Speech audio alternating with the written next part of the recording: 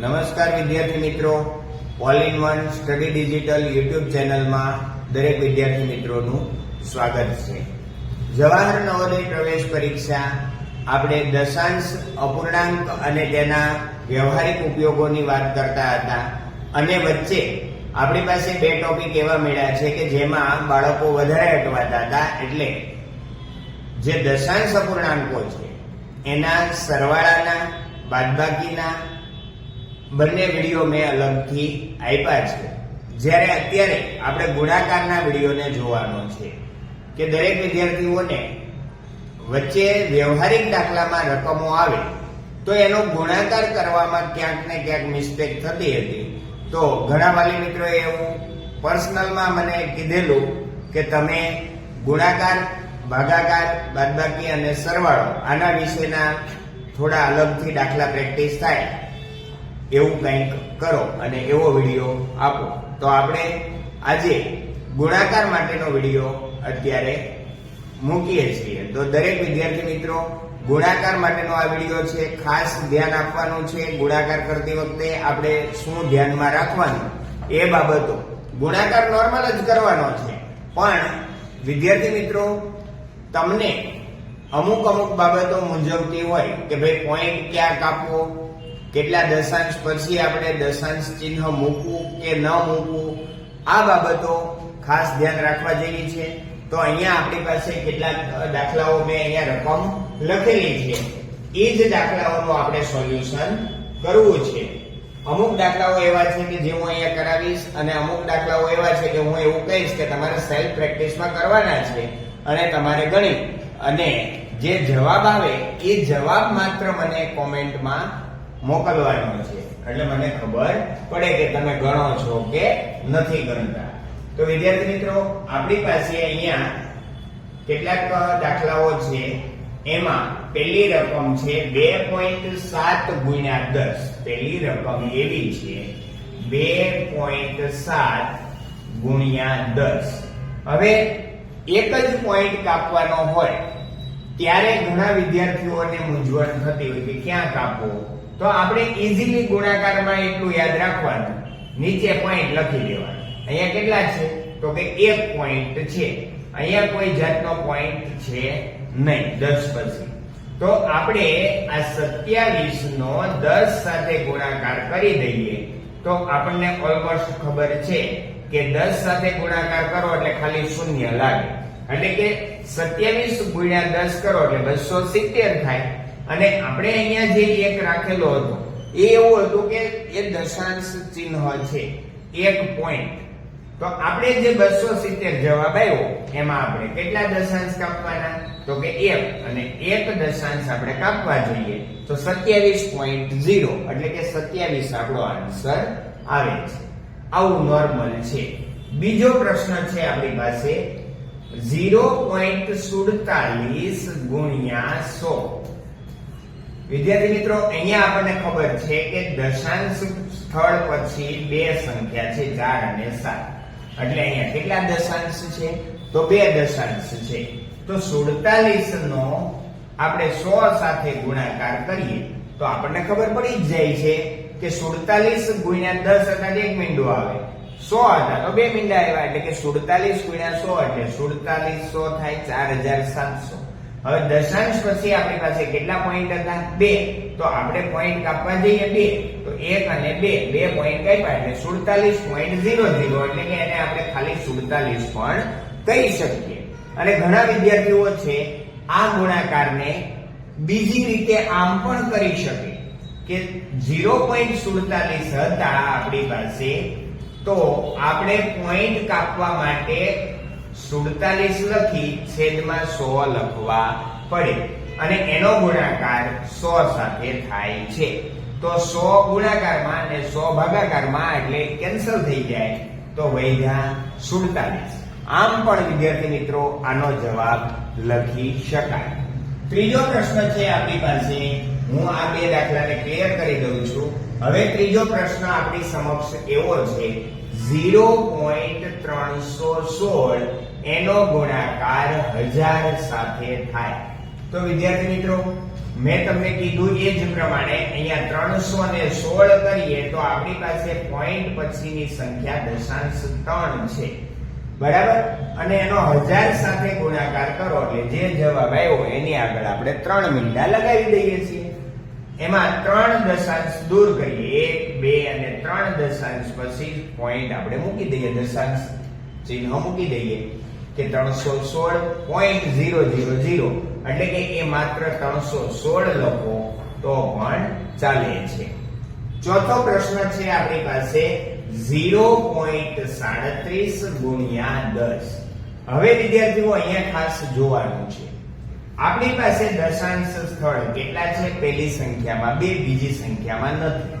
એનો મતલબ એવો છે કે 37 ને 10 હારે ગુણાકાર કરી દઈએ તો 370 થઈ જાય છે. એમાં 2 દશાંશ સ્થળ આપણે કાપવાના છે, 1 અને 1 2, એટલે જવાબ થાય 3.70, બરાબર? અથવા આમ પણ તમને ખબર પડે કે 37 હતો એનો 10 સાથે ગુણાકાર કરી દઈએ, આ બે સંખ્યા એટલે 1 0 1 7 7 અને 1 3 3 એટલે કે 370 આવ્યા. એમાં 2 દશાંશ કાપવાના છે, 1 અને 2 કાપીએ એટલે 3.7 અથવા 3.70. પાંચમો પ્રશ્ન તમારી સમક્ષ અહીંયા છે 4.9 ગુણ્યા 100. હવે 4.9 છે, આપણને ખબર પડી કે આપણે માત્ર 49 લઈએ, દશાંશ સ્થળ આપણી પાસે 1 છે, દશાંશ 1 છે, એનો 100 સાથે ગુણાકાર કરી દઈએ તો 100 સાથે ગુણાકાર કરી દઈએ તો 49 નો 100 સાથે ગુણાકાર એટલે 4900. 1 દશાંશ કાપવાનું છે, તમે 1 દશાંશ કાપવા જઈએ તો 490.0 અથવા તો ખાલી 490 પણ આપણે કહી શકીએ. વિદ્યાર્થી મિત્રો, નવા પ્રશ્નમાં આપણે આગળ વધવું છે. તો અહીંયા છઠ્ઠો પ્રશ્ન છે આપણી પાસે 6.87 એનો 1000 સાથેનો ગુણાકાર કરો. કેટલા દશાંશ સ્થળ છે? તો 2, એટલે કે 687 નો 1000 સાથે ગુણાકાર કરીએ તો માત્ર 3 શૂન્ય આપણે લગાડવા પડે. હવે 2 દશાંશ સ્થળ છે એટલે આપણે આમાં 2 સ્થાન આગળ કાપીએ, 1 અને 1 2, એટલે આપણો આન્સર આવો થાય 6870.00, એટલે કે 6870 લખો તો પણ ચાલી જાય. સાતમો પ્રશ્ન આપણી પાસે આપ્યો છે 0.08 એનો ગુણાકાર 10 સાથે કરવાનો છે. તો વિદ્યાર્થી મિત્રો, અહીંયા આપણી પાસે 2 દશાંશ છે, 8 નો 10 સાથેનો ગુણાકાર કરી દઈએ તો 80 થાય, અને આપણે આમાં 2 દશાંશ કાપવા છે, 1 અને 1 2, તો પછી અહીંયા શૂન્ય પછી પોઈન્ટ મૂકી અને શૂન્ય લખવું પડે કે 0.80. તો આનો જવાબ થશે 0.80. ઘણા વિદ્યાર્થી મિત્રો આમ પણ કરી શકે, યાદ રાખજો 8 છે, પોઈન્ટ પછી 2 હતા તો આપણે 100 લખીએ અને ગુણાકારમાં હતા 10, તો 1 શૂન્ય કાઢી દઈએ તો 8 એકા 8 અને છેદમાં 10. હવે એમાં પોઈન્ટ કાપવો હોય આપણે તો અહીંયા 0.8 અથવા 0.80 કોઈ પણ લખી શકાય. નવા પ્રશ્નમાં આપણે આગળ વધવું છે ત્યારે આ પેજને ક્લિયર કરી 8મો પ્રશ્ન હું તમારી સામે મૂકું છું. 0.032 એનો 100 સાથેનો ગુણાકાર. વિદ્યાર્થી મિત્રો, અહીંયા પોઈન્ટ પછી 3 છે, દશાંશ ચિહ્ન, તો 32 હતા એના 100 સાથે ગુણાકાર કરી લઈએ તો આપણને ખબર પડે કે 3200. કેટલા દશાંશ કાપવાના છે? તો કે 3 કાપવાના છે. ચલો 1 2 3 અને અહીંયા દશાંશ આપણે મૂકી દઈએ તો કે 3.200 અથવા માત્ર 3.2 લખો તો પણ ચાલે. સમજાય છે? નવમો પ્રશ્ન વ્યવસ્થિત સમજવો. 0.56 એનો ગુણાકાર 1000 સાથે કરવાનો છે. વિદ્યાર્થી મિત્રો, અહીંયા દશાંશ સ્થળ કેટલા કાપવાના છે આપણે? 2, એટલે કે 56 નો 1000 સાથે જો ગુણાકાર કરી દઈએ તો જવાબ આવે 56,000. પણ આપણે કેટલા દશાંશ કાપવાના છે? 2. તો 1 અને 2 કાપી દઈએ અને અહીંયા દશાંશ લગાવી દઈએ તો 560.00 અથવા 560. આ રીતનો આપણો આન્સર મળે છે. 10મો પ્રશ્ન છે આપણી પાસે આવું કંઈક છે 8.87 એનો ગુણાકાર 10 સાથે કરવાનો છે. તો અહીંયા આપણને ખબર છે 887 લખીએ, કેટલા દશાંશ કાપવા છે આપણે? 2. ગુણાકાર કેટલા હારે કરવાનો છે? તો કે 10 સાથે. તો અહીંયા 887 ગુણ્યા 10 એટલે સીધો 10 ગુણાઈ જાય, 8870 થાય. 2 દશાંશ કાપવાના છે, 1 અને 1 2 કાપી દઈએ તો 88.7 અથવા 88.70. આ રીતનો આપણો ગુણાકાર થઈ જશે. વિદ્યાર્થી મિત્રો, 11મો અને 12મો આ બે પ્રશ્ન તમને સેલ્ફ પ્રેક્ટિસ માટે આપ્યું છું. તમારે તમારી રીતે આને ગણી અને આન્સર મેળવવાનો છે અને જે આન્સર મળે તે મને કોમેન્ટ બોક્સમાં કોમેન્ટ કરીને જણાવવાનો છે, જેથી મને ખબર પડે કે આપણા વિદ્યાર્થીઓ છે એને ગુણાકારના દાખલાની અંદર હવે સ્પષ્ટ રીતે સમજણ પડી ગઈ છે.